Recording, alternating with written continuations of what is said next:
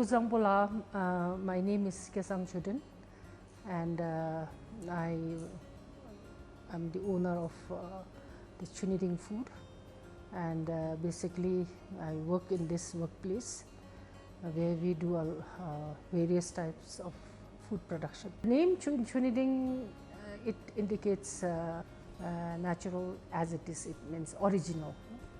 I was interested in food production, in the food culture of Bhutan since 20 years, even more than that. Even as a child, I was always interested in food and the way food was produced.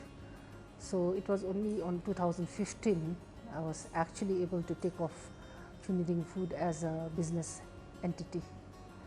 We do many types of food production.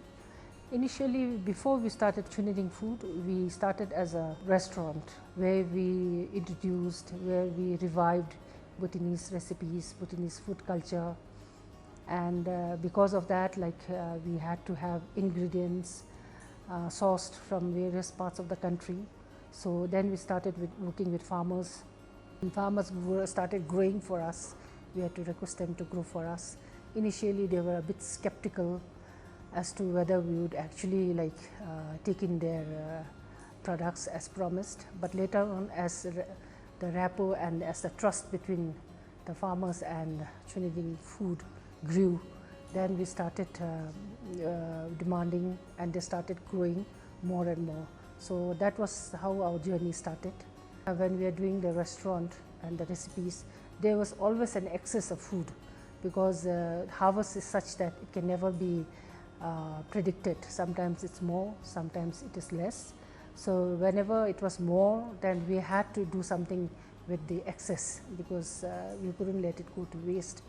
Then we came up with the traditional methods, traditional ways of preserving food. So we use that knowledge to preserve food. So that's how Chuniding Food started, because we had to preserve food into value-added products. We use a lot of varieties of food like cereals, grains, spices, fruits, vegetables, and so on.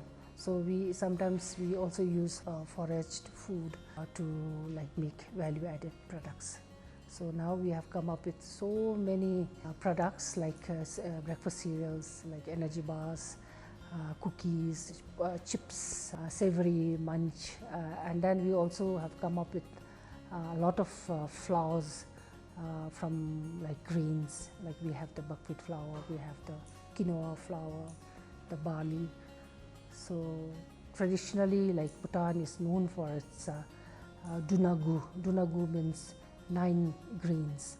So 9 grains is normally the part and parcel of our food culture, and spiritually, religiously also it has been used in various religious practices, in various ceremonies. So these have a very spiritual and religious significance to Bhutanese food culture also.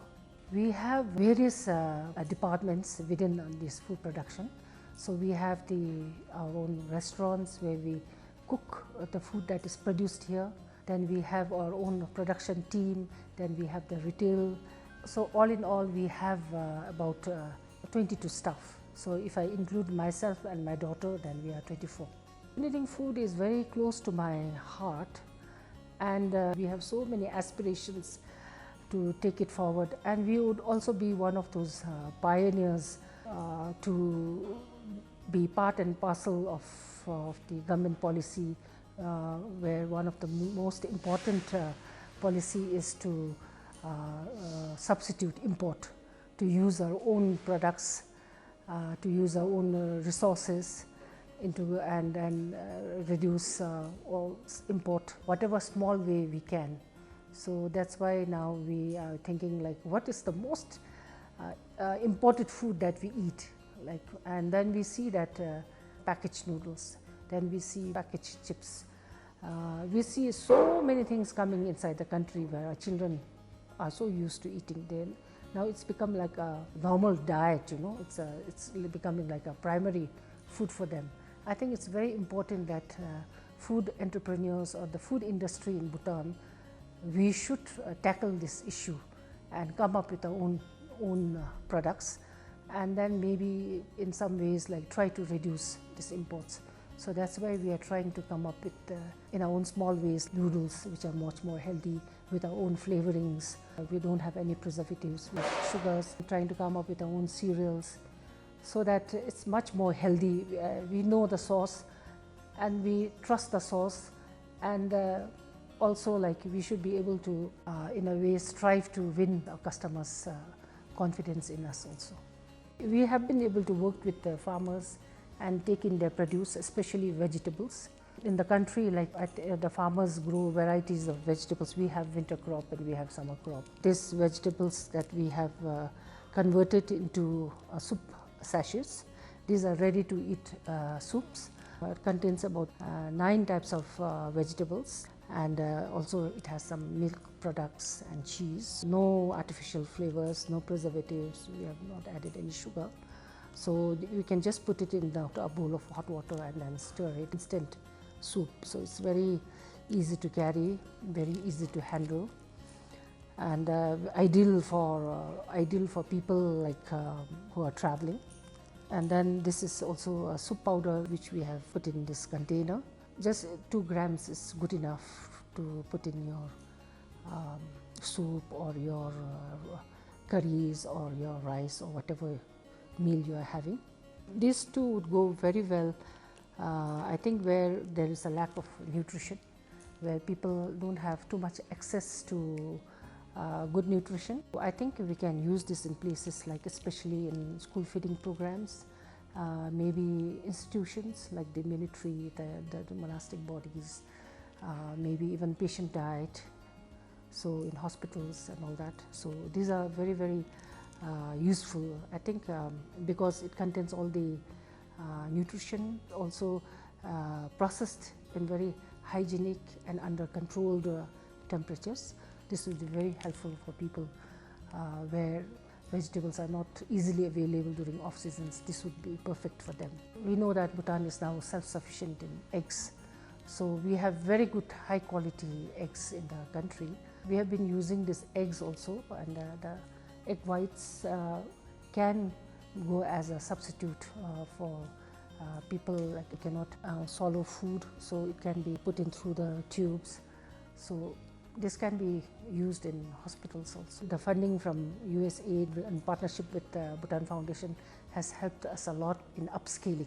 It has been a tremendous source of help for us, because initially in many ways we were stuck in many places. Like for example, we want to upscale, but when we upscale, the finances is the bottleneck, you know. And then if you don't have the finances, then it's very difficult to get source our equipments. With the funds, we have been able to purchase new machinery, less labor intensive equipments, and intensified production. Compared to what we were doing in the past, we were able to double fold our production. Of course, with the COVID and the present situation, the market may be restricted. But I think once the pandemic dies down and everything gets normalized, it will help us in coming up with maybe many-fold production. We can upscale our production, and I think we can also service the domestic market in a much more sustainable way. Lastly, like I would really want to thank USAID and Bhutan Foundation for considering Chuniding appropriate and capable enough to take forward their assistance, and we'll also ensure that we do not let go to waste the funds and the assistance that they have given to us. We'll make sure that everything is used in a very proper manner, in a sustainable manner, so that it not only benefits Chuniding Food, but also it benefits the whole communities, society at large, and it means a lot to us. Thank you so much.